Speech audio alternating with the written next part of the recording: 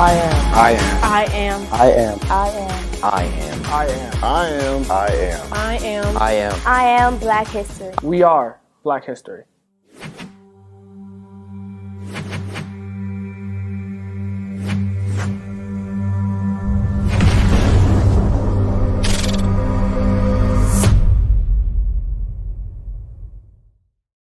And welcome to a very special edition of Unexplained Cases Medium.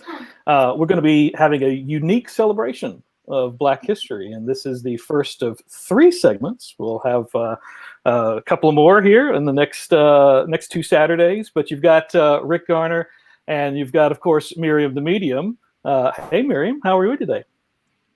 I'm good. How are you? Awesome. I love that intro. Thank you. Good to see you. You never disappoint.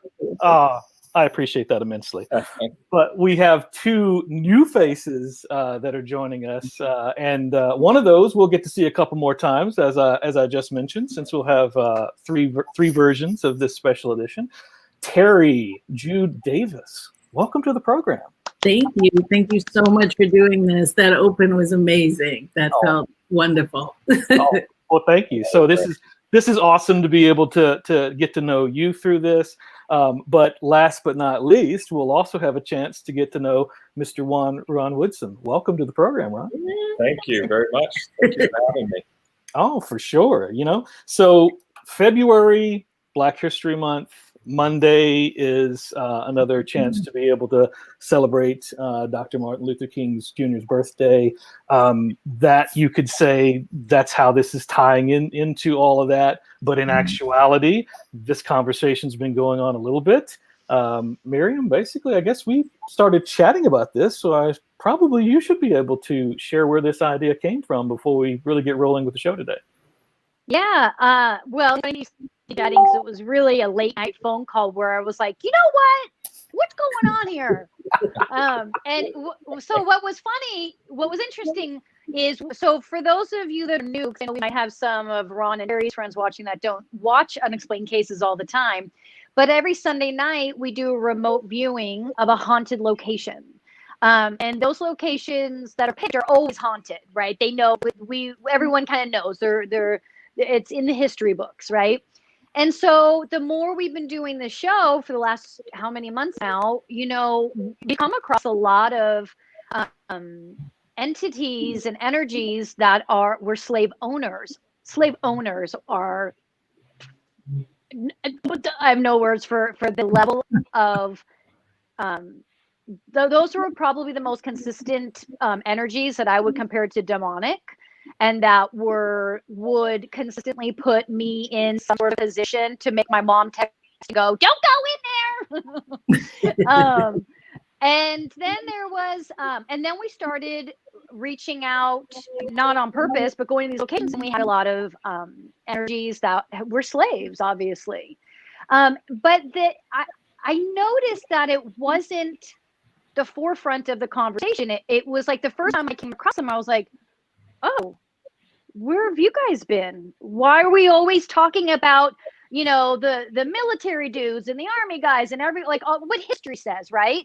And then all of a sudden these other energies are up going, hey, and I'm like, oh my God, what is and it's funny because the one night that I had that aha moment was I spoke with this one female spirit she had so much to share about her life as a slave and what she's doing now out of body to help the movement on Earth, we had a time constraint, and it was just such a powerful moment in exchange for me. I really wanted to hold on to it and do more with it. And it was funny because that night my mom watches my shows all the time. I always reference her because she'll tell me all the good and all the bad. But she was like, I think it's her idea where she was like, you've got to do something for Black history. And I was like, oh my God, I was thinking the same thing. How incredible to hear their stories and to help them, to help some of them that are stuck. And what is the last point I'll make, which was just such a trip. My last few encounters, I'm not saying this is always the case by any means, but these beings were stuck because the slave owners kept them there just like they did in Body. And when I saw that, I was like, are you kidding me? And it was like, what? We have to do something about that. And we did. I mean, on each of those episodes, I think what was just so scary, and I don't scare easily, was how dark these slave owners were. How dark.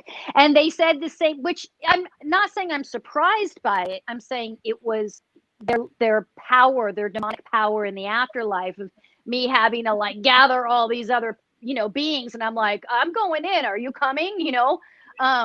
Was heartbreaking, but also something has to be done about this. Like these guys need to be addressed and removed. And we did. We removed their I'm trying to find the right word, because for some of those energies and these slave owners specific that I dealt with, I didn't just remove them from the location. We dissolved their energy, and they, and I don't want to say word die or kill, because that's not appropriate either. You dissolve their energy, and they come back together with spirit and their own. But it's like that part of that's done. Like I'm not even.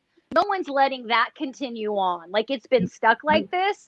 And I of course I have to ask for permission. It's not something that I just walk in and, I'm the boss at all. I'm not, but they allow me to dissolve these beings. And I just want to be able to do more of that, and, or just, bring insight to those that don't know what their lineage look like. There you go. That was a lot more than you thought. Sorry, I just got very excited. That was I get very excited. That was a wonderful well of information. So that's awesome.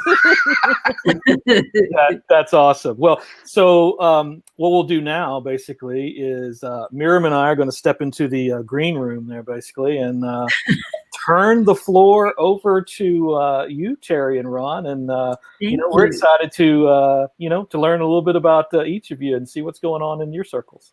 Cool. Thank you. Thank you. One of the things that touched me when I watched the open was seeing all of those kids. It really made me emotional, because we've been through some stuff lately. Yeah. We've been through some stuff this 2 weeks. We've been through some stuff. And when because Maryam and I have known each other, even though we're both under 20, we've known each other for a very, very long time. And I admire so much for the healing that she does.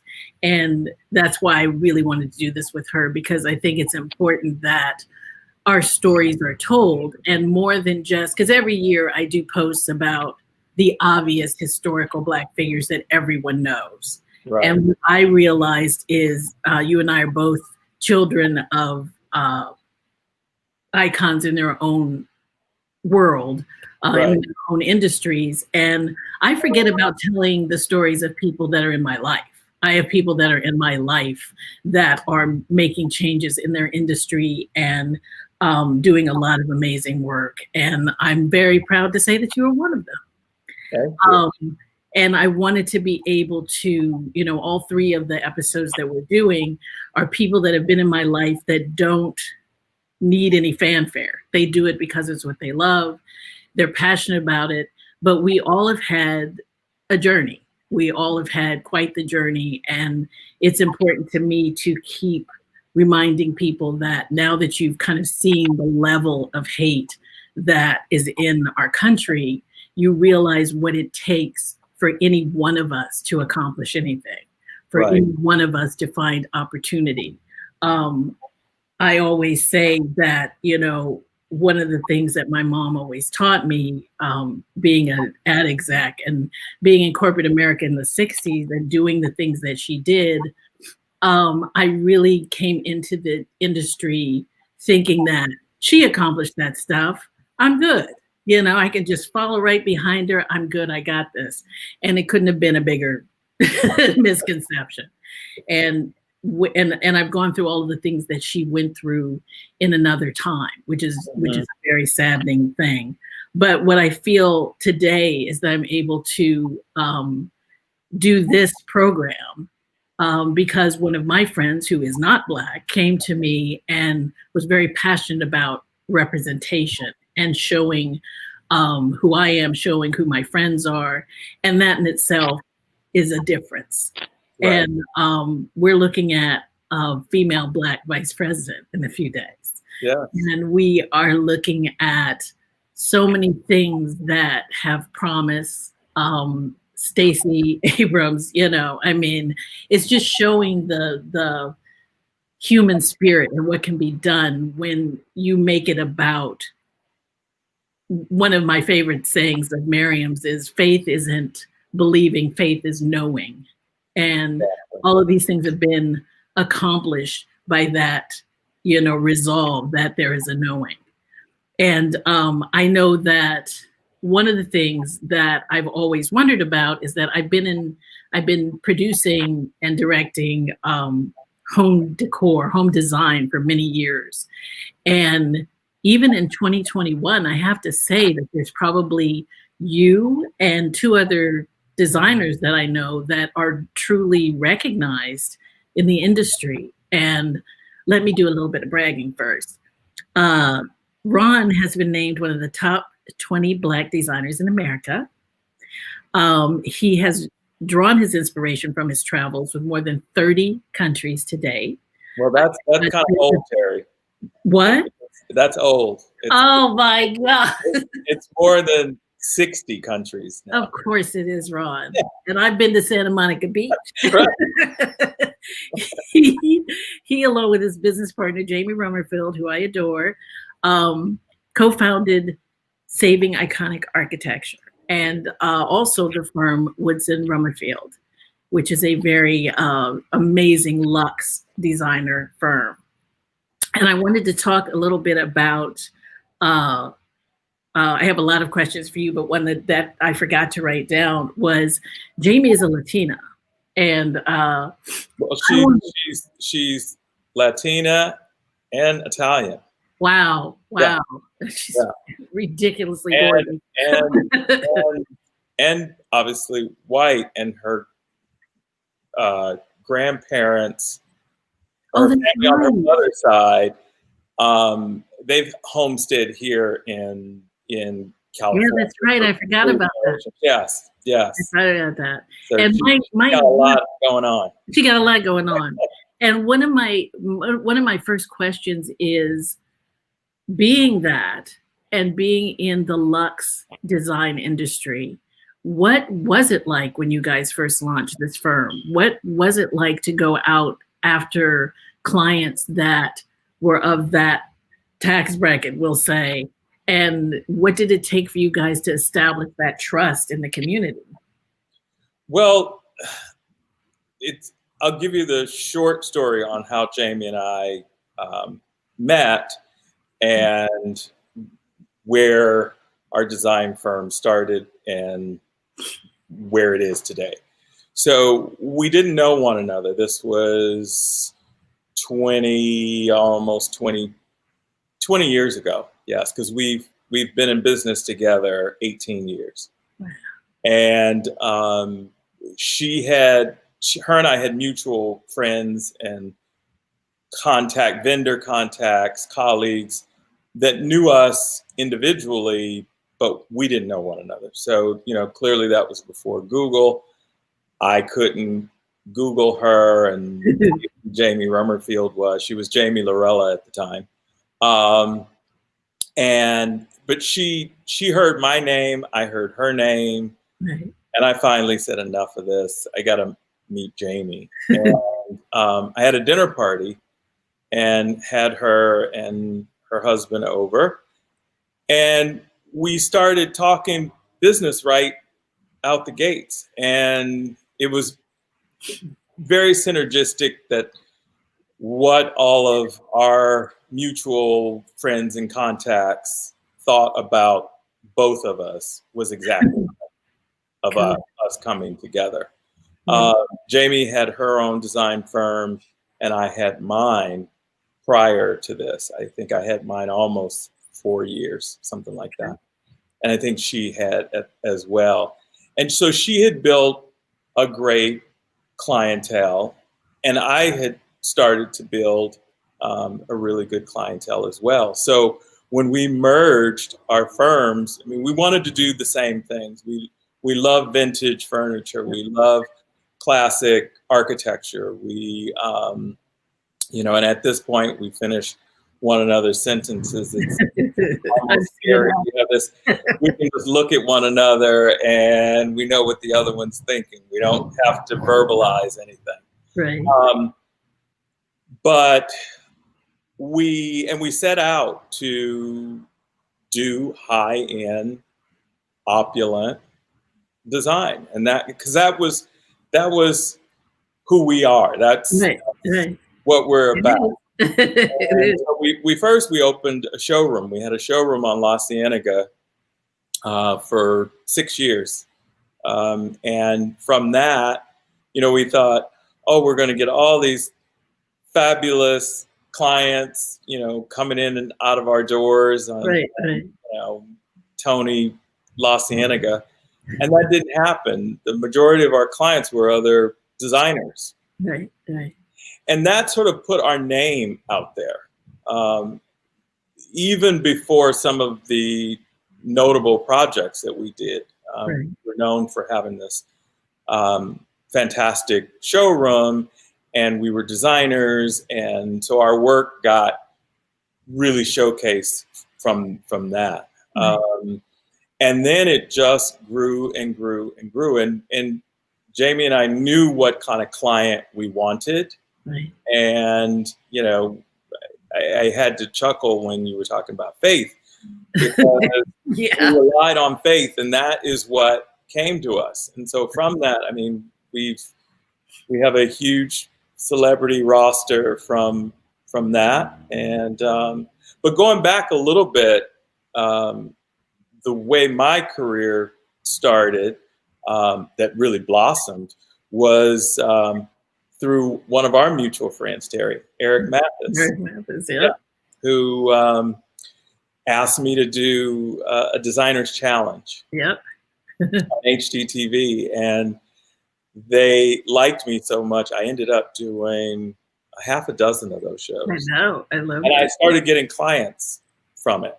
And unlike Jamie, who finished her design degree at Arizona State University, I went back to school. I went to UCLA, but I didn't finish because I started getting all these great clients. I had to weigh my options. Do I continue with school, or do I take on these clients and take a leap of faith? Exactly. A leap of faith, and here we are 25 years later. Yeah.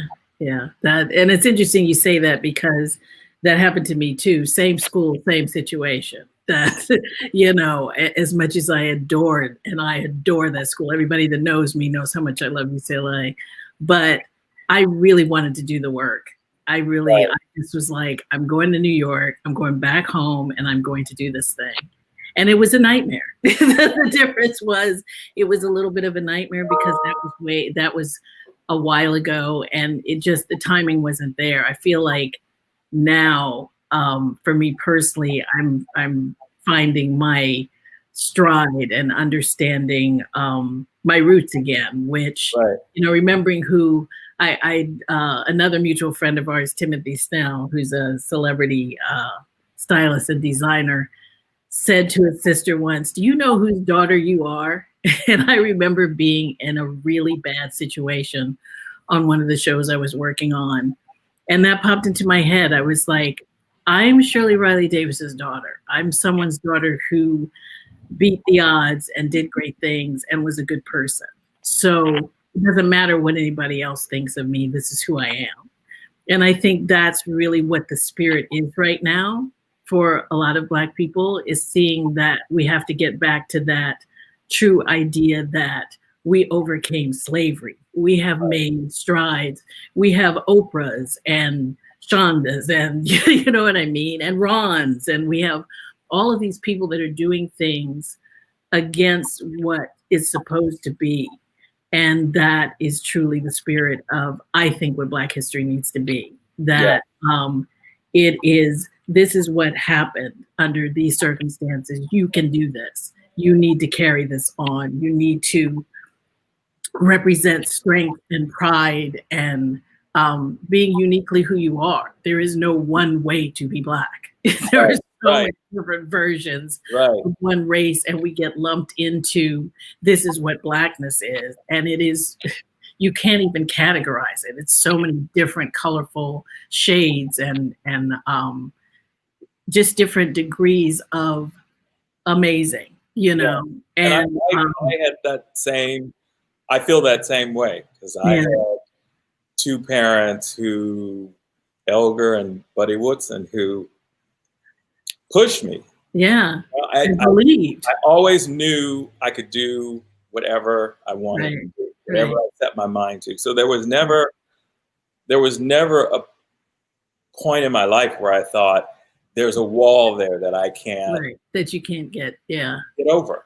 Just because I was always told I could do whatever I wanted me to do. Too. Me too. And for me, the challenge was that I wasn't shocked by the walls that came up. I was shocked by I made the mistake of always making it personal and not really looking at the fact that a lot of the times is they just didn't want the Black woman in the room, you know, and a lot of times, and unfortunately sometimes, you know, other Black women didn't want me in the room. So it's that fine line that we kind of live in of what is it that we're again, okay, what is my situation right here? What am I coming up against? And moving forward and doing what I do best, and understanding that what I bring to the table is uniquely Black. So and you, and I'm proud of it. Yeah, exactly. And that's the thing, to be proud of uniqueness, because I always find it very ironic that we grow up as kids, and it depends on what your situation is, but most of the time as a kid you want to fit in, you know.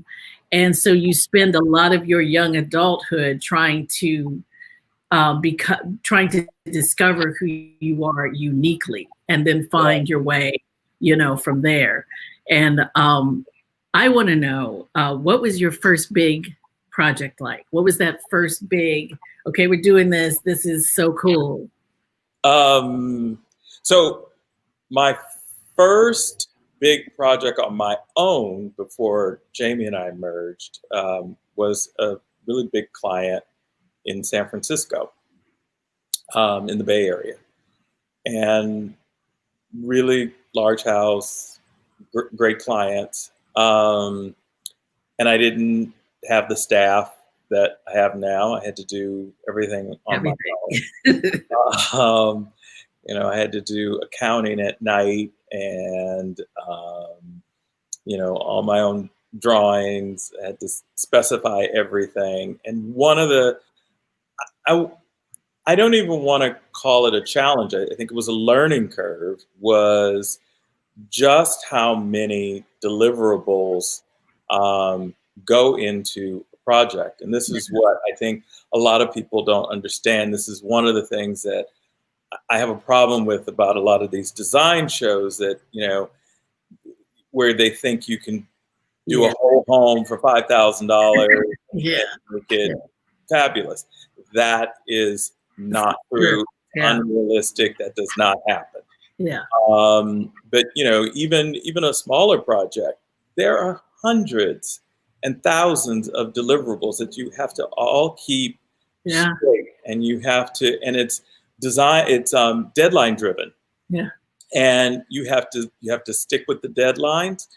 You know, you can't miss those deadlines. And when you promise a client that this is when you're going to install, this is when pieces are coming in, that has to happen. If that doesn't happen, you're over. You have nothing to stand on. And so I learned very quickly I had to be nimble. I had to how to duck and and it paid off. And as I said, I went on to do some other things. And then when Jamie and I merged, she had some great clients prior to us together. And so between my clients and her clients, we brought those into what is now Woodson and Rummerfield, and it grew from there. I love it. So, you know, we and our clients really trust us. Yeah. And even in the beginning, when, you know, not everyone knew who we were, right, that's what it takes. You have to be trusted by your client that you're going to deliver. Yeah. And we've done that. And you well know, in celebrity world, you know, Jamie and I signed these incredible NDAs, and, you know, I can't even tell you some of our clients. Yeah. And so with that, and then some don't. Yeah. But they trust that what you get in their home is going to be proprietary, and it's not going beyond there. And so I think that's another reason we've been able to do as well as we have. We're very well recognized in the industry, and we have a great reputation. And it doesn't happen overnight. That has taken years to accomplish. Yeah. Well, you two are definitely you two are definitely soulmates for sure. Right. Yeah. Your styles mesh so well together. I think it's what makes your partnership work. I mean, it's so awesome to be around, because first of all, the two of you are hysterical together.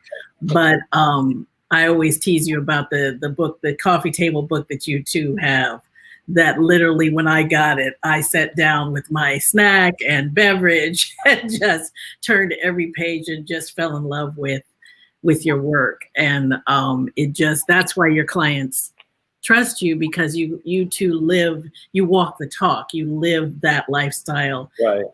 You present yourselves that way. So of course someone's going to trust you, or going to turn it out, and it's going to be fabulous, and they're going to love it. And you bring love to your projects because it's your passion. Right. And that's really important. Speaking of passion, tell me about SIA. I am very proud of. Save Iconic Architecture is a nonprofit, and what it is it basically is we do education, awareness, and landmarking of iconic structures, starting here in Los Angeles, but it is grown and it's moved into other states now. But it started because of Jamie and I's love of architecture. Love good architecture. And in Los Angeles, we're fortunate enough to have some of the best architecture in the world. Noteworthy architecture that's right next door to one another. There's no other place in the world really that you could have a Richard Neutra next to a Paul Williams, next to an A. Quincy Jones. That just doesn't happen anywhere else. Yeah. And we have that all here.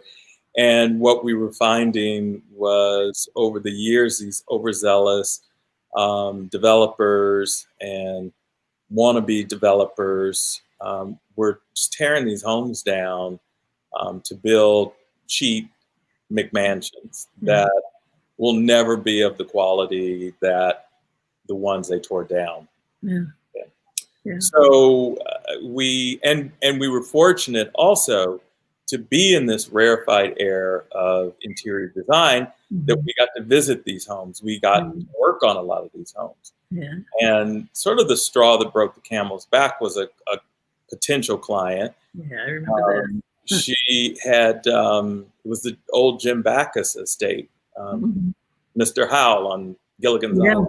Yeah. And we were asked to come out on a consultation, and we went, and we got into the foyer of the house, and the first thing the client said was, "Oh, we're going to tear it down because it's not big enough."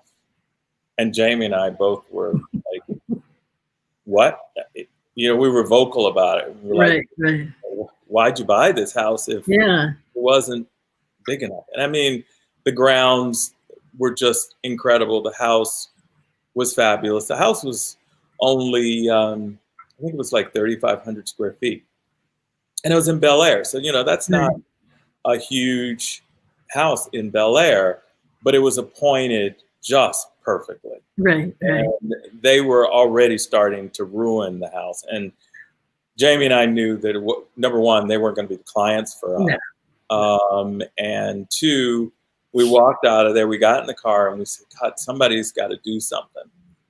And that's how it started. We kept saying, somebody's got to do something. Yeah. And then another project, it was a Richard Neutra, it was the Chewy House. And that one came up before us. It was in peril.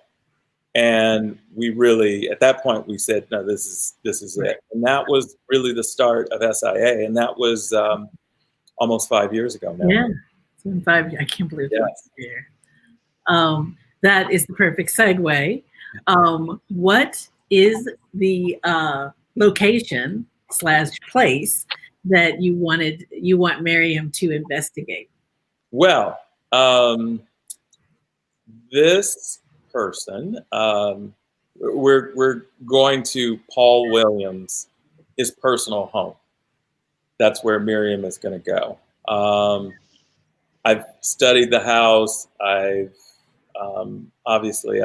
studied and have been a fan of Paul Williams since I was a kid. Mm-hmm. And little known fact, I mean, his work is so prolific across Los Angeles, but also across the nation. Mm-hmm. He was instrumental in the redesign of the Beverly Hills Hotel, the script on the Beverly Hills Hotel. That's his handwriting. I love that. Right? Yeah. And I always wonder. I've met his granddaughter Karen Hudson, and spoke at length about her grandfather. But I always wanted to know, what was it like growing up and being in that house with Mr. Paul Williams, who was a big family man also. And, when I was a kid, that was sort of part of the Black elite at the time. And my parents were a part of that. My dad was a jazz musician, and all those worlds sort of came together. And so it was, I knew of Paul Williams, as I said, as a kid, and it's shocking to me the number of people that don't know who he is and what he has done and how prolific he has made Los Angeles. Yeah. So we're going to talk about his personal residence, which is in Lafayette Park. Yeah. And also to reiterate for people who don't know who he is he probably the most famous Black architect designer? Yeah, he was the most known. Yeah. Yes, and he was the first Black architect to be admitted into the AIA. That's so awesome. There's a lot of history. He went to USC. He was born in 1894 and he died in 1980. And I wish I could have got a chance to meet him. Yeah, me too. I would have loved to have met him. So what do you need from us now, Maryam? She should have all the fun that she needs. Is it my turn, Rick? Right. I think it's officially your turn. All right, cool. That was a great interview. Thanks, you Yeah, guys. that was awesome. Great to be able to get to know some, just a little bit, because I know that Terri had a bunch of other awesome questions for you, Ron. But I know. Once I started talking to her, I was like, she'll get me again. Yeah, for sure. Terri doesn't take no for it. That's it. I'm a producer, honey. She can't. All right, so this is interesting. Paul, I was trying to not get too much information during the interview because I wanted to be like hold back, but excuse me if I break out in coughing. I'm still getting over this cough. So anyway, okay. He's so interesting, not because of everything you guys said, but because of like it's like he's been waiting in the green room to do this. He's a humble guy. At least now he is. So I should stress that, you know, when we're in spirit form, sometimes we'll share characteristics that we had when we were in body so that those that are asking can connect and bond, okay? But once you're in spirit form, those human tendencies don't exist, okay? And so when I speak to you about him, you know, this may or may not match up with his personality and body, because in spirit now things are different. And to clarify, this won't clarify anything. This will bring up more questions that I don't have answers to. You can come back in body and I can still communicate with your spirit. So he may be back in body, but I can still communicate with his spirit. I'll see if I find that information out. I just letting you guys know that can come up. Okay, so I don't know where to go first because I felt two little boys. How many children does he have, or did he have? I think he had 3. I think. And girls or boys? I think there were 2 boys and a girl. Okay. That I don't remember. Okay. All right. So some feeling specifically two little energies. They feel more masculine. May not have been boys, but they feel more masculine at the time. Young, running around the house. They were about 3 years old. They feel like twins, so maybe they were close in age, not necessarily twins. But at this time, when they were around this age, between 3 to 5, there was a big change in his life. There was something that happened in his life. Maybe he lost a child. I'm not sure what went on, but at this point in his life, when these kids, I'm seeing these 2 running around the house, things changed for him. He carries a very heavy heart. And when you look at him and you see all that he's accomplished, his heart was heavy through all of it. I'm asking him why. Why was it? Why was your heart so heavy? What happened? I'm feeling, and when I say I'm feeling, it's because I'm trying to interpret his words. I'm not really sure on interpretation of this yet, but it feels like there was something with the wife that was damaging. I don't know if he divorced or married, and I'm on the first wife, but there was it feels like there was something happened in the marriage around that time that was heartbreaking for him. But not only that, he said he made a lot of compromises. He gave up a lot. He agreed to doing things he wished he hadn't. He did things that, looking back, you know, I don't know if I could have done them different. I don't know if I would have had the opportunity to do them different, but more so feeling like I couldn't have gotten to where I was if I didn't. It's like these sacrifices feel like, you know, there was a part of him sacrificing who he was to, you know, he did or said things he didn't necessarily stand behind. I'm not talking criminal. I'm just talking from a, you know, integrity place. He says, I have stories I wouldn't share with my children. I wouldn't want my children to see me as that man.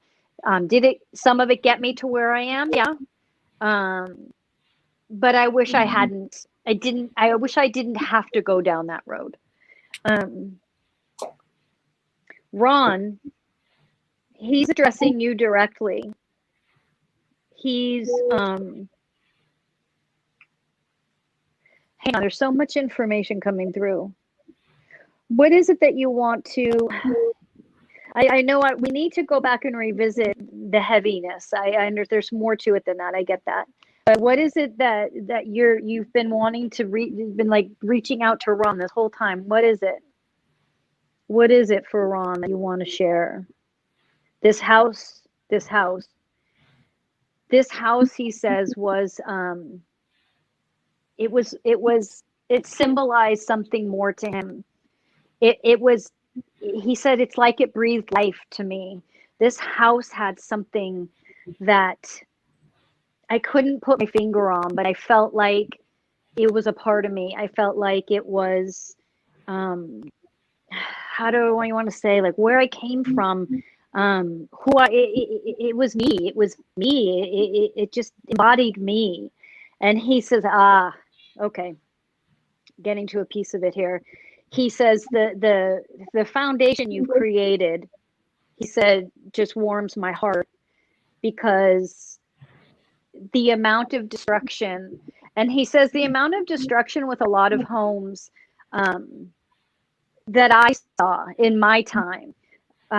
He says it's this, he says it's like this, he says, I know it's superficial, but there's this sense of just lack of consciousness when someone comes in and just rips out history. And he says, not all history should be held on to, not all. And he says, it's important that you understand that not all history should be held on to, certain history. And how do you know which one it is? You know, because your heart tells you this is right, this is wrong. He says these homes breathe life. They breathe energy. He says, Maryam, you read these homes when they have energy, haunted energies in them. But understand that even when a home isn't haunted, there's vibration. There's energy that lives in homes. And even when the people, it's been vacant or someone hasn't been there. I agree. I see that. I agree with you. Oh, he's pushing more. Sorry. So he's telling me to he wants me to clarify, just because a home doesn't have haunted history doesn't mean you can't read it and you can't walk through it and you can't experience it. Thank you for that. Ron, understanding how we pick and how we choose and how we know what to save. And he says, listen, there's going to be homes that you want to save that you can't. And it's going to be important that you trust that and that you allow that. He says, allow it to happen, as painful as it might be. There's going to be, whether this is something you've been through already or something coming up. He says, hold on. He's talking really fast. It's a lot of information. He wants you to get outside of LA with this foundation. Not sure if you have, or I didn't catch that, if you've moved the foundation outside of LA yet. It needs to be in the, this might make me emotional. I understand now. He says, I need you to go to where the slaves live, go to where the plantations are, go to where these old homes that have this history. I understand. He's talking to me and he's trying to give you information that have this. This is where this all came up, because, hold on. This history is going to be, there's going to be like this mass destruction of that history. It could, this is just me, it could align with what's happening in the last week or two, I don't know. But he's saying there's going to be this movement where they're going to just bulldoze these homes out in the South, and in these areas that hold our history, he's saying. They hold our history. Just because someone lived there that was a, Civil War or president or worked in he says it's our history. Do you understand that there was more of us on that land? There's more of us living in those homes than the white people. There's more of us. That's our history. That's where the stories are going to be told. That's where the power is going to lie. He's really adamant. You have to do this now in the next 2 years, because something is going to change. There's going to be this. Okay, it sounds like he's saying like a governor is going to come in or a mayor is going to come in. He's just going to allow the bulldozing of just home after home after, because these homes are older, they're not kept up. Some of these homes are older, they're not kept up because they have people renting them. They have people that have been living in them that haven't kept them up because they can't afford to. They inherited the homes. There are these really tricky situations, and there's what's interesting is the people that are living there are attached to the home for all the wrong reasons. It's just this selfish sense of entitlement. He says, you're going to have the opportunity to go and offer these people a lot of money, buy the home yourself, so you can start taking over this property if you want to save these towns. And he says, you'll find that person or people that will do that, that will go in. And I know that people do that now. They'll offer someone money so they can build an apartment complex. I get that. I'm just clarifying that I understand that's not, that's something that happens already. He's telling me, if you're not already doing this, that this has to happen. The South, he keeps saying, Mississippi specific, Maryland, Georgia. Right now, he says, let's start there. Okay, well, that's a lot.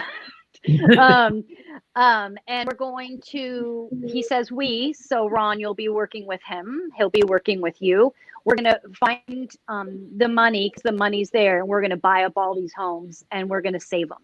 And he says, do whatever you have to do to get these people out. They don't need that much money to live and thrive. They'll be happy with what you offer them. Obviously, I'm talking bigger picture. The steps to get there are going to be something that you work out, but he's telling me what this will look like. He's okay. Why are you bringing me back? He's bringing me back to the house now, and he's bringing me back to these two little boys. Did he lose a child? I think that I don't know. Ron, what? For sure. He had 3 kids for sure.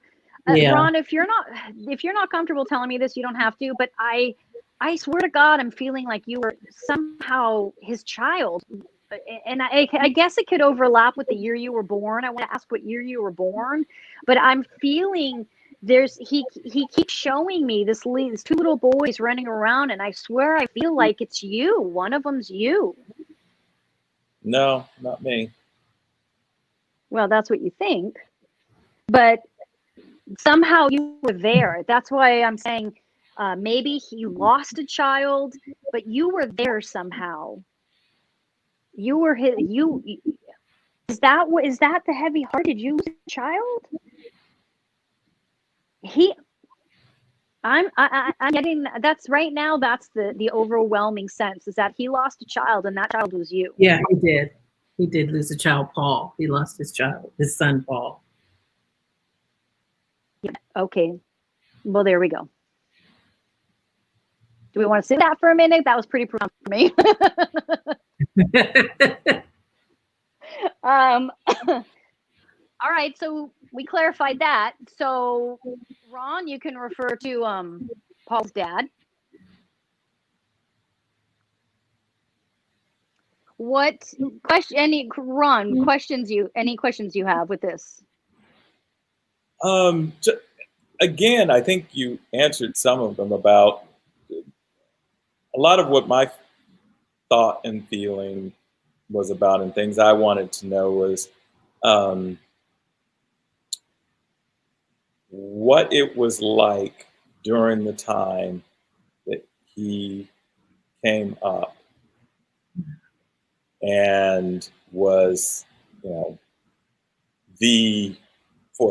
the only Black architect. He was the architect to the stars. That was what he was coined as. I mean, he worked on every major celebrity's home and design. And just what that was like at that time. He couldn't even sit next to his clients. I mean, I have that luxury now. Celebrity clients, pillars of industry. I sit right next to my clients. So he paved that way. He's saying it was awful. He's saying that's where he was referencing earlier, where he had to say and do things that compromised his integrity, and that these are stories he wouldn't tell his children. But he understands now that he earlier when we were trying to work it out, what he's come to is, even if I were to go back, everything would have been the same. I couldn't have done it any differently, or I wouldn't have gotten to where I got to, and I wouldn't have been able to pave the way. He says it was awful. My heavy heart, Maryam keeps referencing, is because of that, because I was never free. It was this false sense of freedom that was given to me. It's like this push and pull, and I'm in my home and I have this freedom because of the love that I got from my children. But as soon as I stepped outside those doors, it was different, and it was comfortable, and it wasn't. He says, you can look at it as glamorous or this or that. And he says I was never truly happy. I was grateful. I was always grateful, and I wasn't going to stop, but my heart was heavy always, because I was never accepted, never. It's like you turn into this trinket, because I'm Black and I did this, and so it's like, so people would treat him like, oh, he's like like some sort of prized possession. Look what I found. Look who I have, and he's like, there wasn't ever this sense of, hey, I'm human, you're human, let's be human together. It was like either, hey, look what I found. It's a Black man, and it's like, and he does all this great stuff, like shocking, or it was, what do you want? What do you want? What are you doing? Why are you standing there?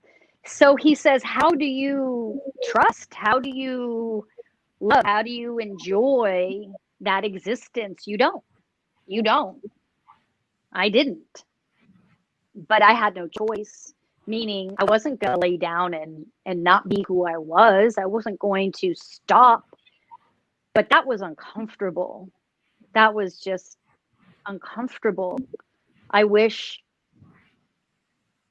and I hoped that my children would never experience that. And then their experiences were different, but he holds like these secrets in his heart, and it's heavy, and it's not anything we know. As we ask about his past, it's not something he revels in, and it's more like, I'm grateful that the price I paid got people like, you to where you're at, but it wasn't, there's no joy. My family brought me joy. That was it. My work brought me joy. Sorry. Says my work brought me joy. Absolutely. So interesting how he describes it, like which I mean, it's interesting for me. I'm sure for you all, you relate, but where he says he was either, what are you doing here? Get out. Or this prized possession of like, ooh, look what we found. And how much that's got to mess with you. He was able, though, to stay grounded with his family. Like, he didn't bring that into his home. Nobody knew he struggled with that. And he just continued to, not share that, so that his kids didn't have that here. They had their own experiences. Maryam, my question is, did he feel, after he left body, did he feel like he had accomplished all the things that he wanted to? He answers before you guys even finish your questions. And I'm like, I don't know what they're asking. Hang on. I got him to laugh. Oh, he's so sweet. Hang on, I'm just having a moment with him.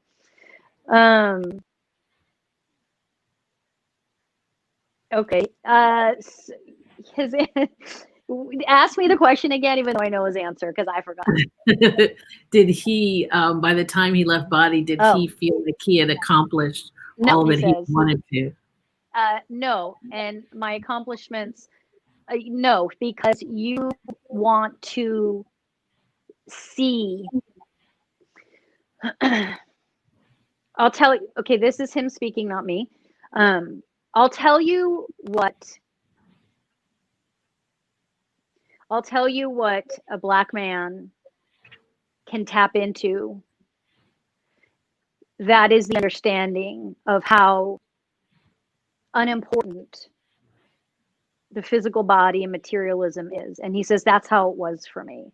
Materialism not meaning money and fame, just meaning the buildings and doing things. And even though he says I had all these, he says, listen, what I expressed about homes and their life and their living and breathing entities, that all exists. But he says, listen, when your existence does not matter, when your life does not matter, I can't lie to you and say, oh, I was so proud of my accomplishments and look what I did.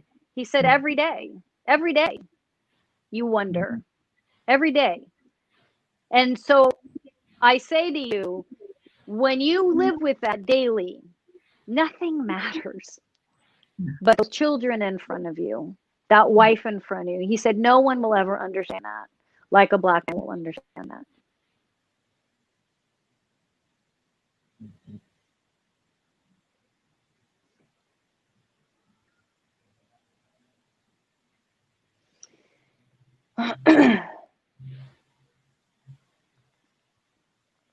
Is there anything that besides saving these homes that he feels that he would like Ron to do or pursue, or message to be, sent? Or yes, there is. Hold on.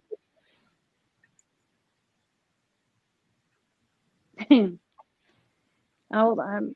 I love his energy so much. I've just been fighting back tears the whole time because he's such a beautiful, kind soul. Did you not come back? I'm asking him, did you come back in body? What are you doing now? He says, I haven't come back through since then. I'm not ready. I'm not ready to come back through again. I'm just not ready. I understand. You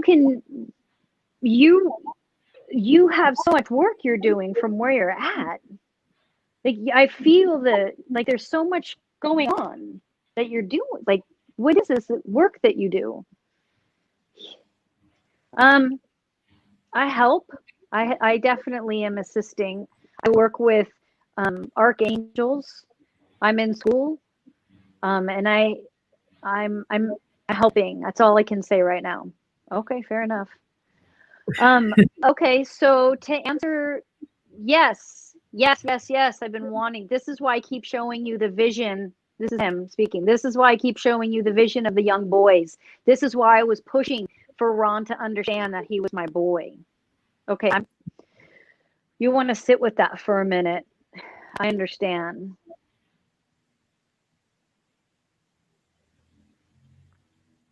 He carries, this is something that's so interesting is, anyone who's ever lost a child, when you pass on in the spirit world, man, that comes with you. That's not something that goes away. And I don't mean that the suffering stays forever. I mean that it just is with you. It just is with you. Okay, so excuse me. He wants you, Ron, to he wants you to get into those neighborhoods and get the children, the boys, the children, drawing,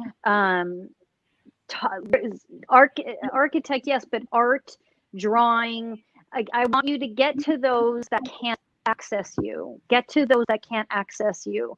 Get to those that don't know they have an eye for, whatever it is. He says I'm not wanting to use the word architect because your work could inspire these boys they're not necessarily architects. They're fashion. They're designers. They're artists. They're all these things, but they need to see a male figure that embodies all these things in front of them. He's like, I want you to get in front of children that can't access you. So for me, that interpretation is, lower income. That don't need lower income, he's saying. And he's saying it may not necessarily be you, or you may go in and share your story, but then there's this other person you may meet that's a teacher that works well with youth in getting them excited and showing them and teaching them and, introducing them to this. But it's your story and you being there that inspires, and then someone else, joins in. He says this foundation has to expand. There is so much more for you to do with it. This is just the tip of the iceberg. This is about to get big. 2 years. This is about to get big. My recommendation, Ron, is to get into, if you don't already have a daily practice, because you have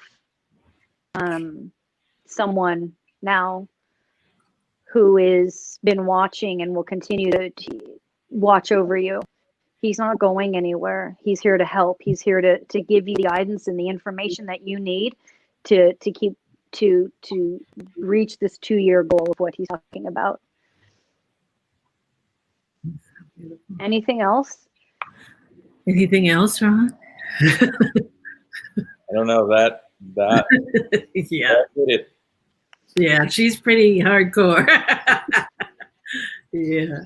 It's usually about this time that we ask, like, so you've been on this roller coaster ride. Hopefully you've kept your hands and feet inside the cart the entire time. Yeah. Yeah. So impressions or thoughts or what's going through your head right now, Ron? Interestingly enough, some of the things that you said, Maryam, are already starting the process. Oh, good. That clearly, for anybody who's watching this who may be a naysayer, you would not have known. She's the real deal. That like that got me. Oh. So like Tessa just said, let's see, that's wow. 4 wows, I think. Yeah, that is. Yeah. And just to add to that, when Maryam and I first talked about this, and I thought about the people I was gonna ask, Ron was the first person I thought of, and I didn't tell him at all who I wanted him to choose, what location I wanted him to choose. I did not know about the residents, but I kept saying, I hope he does Paul. I hope he does Paul. And then he called me, he said, I have the place. And he said it, and I was like, oh my God, this is fantastic. And this is why it was supposed to be. He needed that channel to confirm what needed to happen. Yeah, I love that. Thank you. And that's what's been fascinating about every time we do this, whether it's on the usual Unexplained Cases medium on Sunday afternoons or Unexplained Cases live on Sunday nights, guests who are drawn to a location, first thing comes to mind, there's always a reason. Yeah. Always a connection. And it may be, you may think it's because of like, I followed their work or right. Awesome or whatever. And it's like, hold on, there's something else. Wait, there's more. Right. Well, I also find it so incredible that he was the kickoff to what we're doing because of the information he gave me. It was like, he was taught. I don't want to say never, but it's rare that I have a spirit speaking to me. And then so he was like, okay, so Maryam, blah, and I'm like, okay, hang on. It's a Zoom call going bad. Like I can only follow so much. But what he said to me about just explaining to me how these homes have life and vibration, and I was like, whoa, that was just to be, just to work, just to have energies that are as high up as he is, teach me. It's like an honor, like how Ron, you feel if he was standing in front of you, which he was just now. It's like you're honored. You're like, it's just an honor. And now and how, I mean, listen, I always say, never be surprised, but always be amazed. All right. Yeah. And you're never surprised when you do this work, but you should always, like, the moment you're no longer amazed by the work, you got to check yourself, because when he was adamant, I lost a child, that was wrong. And I'm like, I'm just going to keep saying it until someone figures it out. Someone Google it. He's not, and Ron's like, sorry, it wasn't me. And I'm like, dude, I know it was you. Like, listen to him. Can anyone hear him? I'm like, can anyone else hear this? That was really neat. That was like, that was so cool. He's such a neat guy. And he didn't, there were so many moments I wanted to tear up, but he was like, that strength. He was just like, no need to tear up. Just be in it. And I'm just like, he's just like that. To feel that strength is so inspiring. Anyway, it's not about me. Sorry. Well, and there was a question that didn't get a chance to insert it. So this would have to be a little bit more of your, shall we say, intuition as opposed to a direct question, I suppose. Someone in the chat was wondering, would he possibly be a guide? Because obviously he was saying, I'm not ready to come back in the body, but could he? Yes. Yes. Well, he's Ron's. He was very clear about that he's Ron's guide. And that's why Ron is to, when Ron, whether you have a practice or you don't, that's something I can help you with, but he is going to be who comes through you. He says, you'll get information in writing. So it may be journaling. It may be you don't get the information during the meditation, but a few hours later, you go, wait a minute, you start writing something out. Like he's saying that he's going to come through with the paper and pencils, how he comes through. So just know that there's no one way our guides talk to us. It's usually very subtle. Sometimes he'll hit us over the head if we're really not listening and something has to really shift. But he's a very subtle energy and a very subtle guide, because the father-son relationship, it's going to be very easy for you to tap into that. And he's in a position, it's always hard because I don't like, sometimes I feel like when I say stuff about guides, it makes people in the audience think, oh, well, I wish I had that. Everybody has this, okay? We're just talking about Ron today. But with Ron, it's not him, not you. Or me, for that matter. But he's saying that his voice is subtle. And you may or may not hear it during a meditation. You may hear it after, you may hear it throughout the day. But my point was, before I was going to say that, is that he is going to be working directly with you to align. He says he's actually working to align some political forces so that these homes that were going to be torn down, that's delayed. Yep, I understand that. Okay, so I full disclosure, I know who Stacey Abrams is. I follow the news. I know the work she's done. He's pointing her out specifically that he works with her. And he works okay, now he's explaining. Okay, I'm not going to do a reading on Stacey Abrams. Hang on. So he's saying, it's like, if I could paint a picture for you, it's like he's in this huge office. He has a ton of staff. He's got people above him, people below him. There's all this stuff that he's working on. And he's like surprised that we aren't seeing and experiencing what he is. He's like, show the Maryam. And I'm like, I'm trying. I don't know how to show it any more than I am. But all this is already in motion. Like, it's just you catching up to it, Ron, and not that you're behind by any means. It's, I think, you already know where you're at and where you're headed. But he's got all this already laid out and things are already being worked on. Yeah. Wow. Okay. I mean, he could talk for hours, so that's I was- why. Sorry. I was about to say, basically, Paul's in here. I'm like, man. Buckle up, Ron. That's why Ron needs to connect with him, because otherwise he'll be talking to me all day, and I'm like, oh my God, texting Ron at 2 a.m. Now he wants you to. See, Paul's got a lot to say, Ron. I'll take it. No, I'll tell you this to clarify.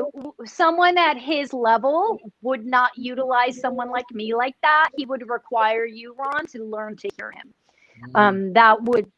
That's me doing a disservice to you and him. So he knows better. He wanted me to clarify that. I clarified that. Nice. Jokes aside, clarify that, Maryam. And Marilyn had a suggestion. So this was Ron B., a guest speaker, young urban students used to run a Women's History Month events, guest speakers in the school I work.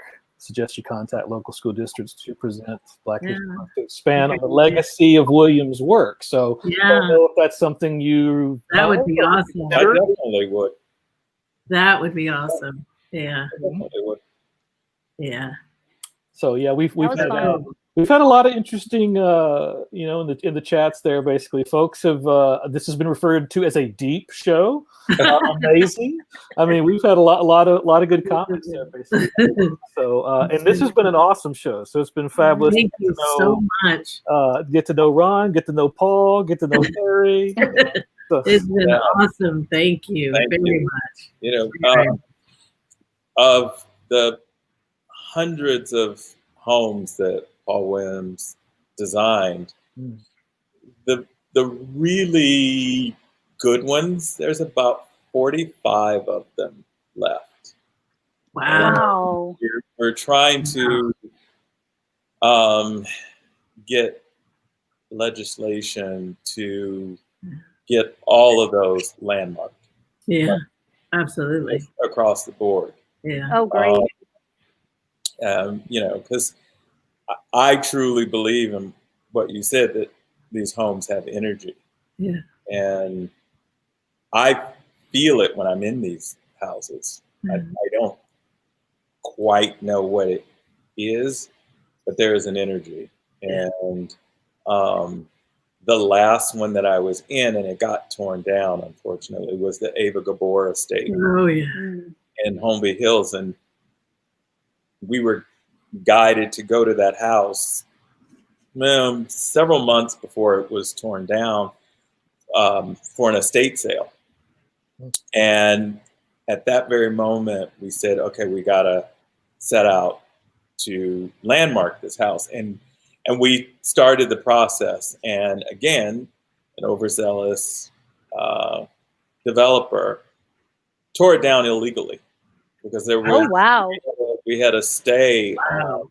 When you landmark a property in Los Angeles, that stops all work or any permits or anything on it. And he went against that. And that's some karma, man. Right. Yeah, and the sad part is he tore the facade down, which for Paul Williams, that's the calling card. That is the signature. That's a signature. And he knew that. Yeah. Wow. And sadly, in Los Angeles, the fines are not stiff enough to warrant these developers not to do this. So that's what we're trying to make a change on as well. Yeah, I mean, the two of you now together, that's going to be so cool to watch. And forgive me, Ron, if you already know this, but when you reference the energy going into homes, that vibration you feel is spirit, right? And I use spirit as an all-encompassing word. It can be broken down.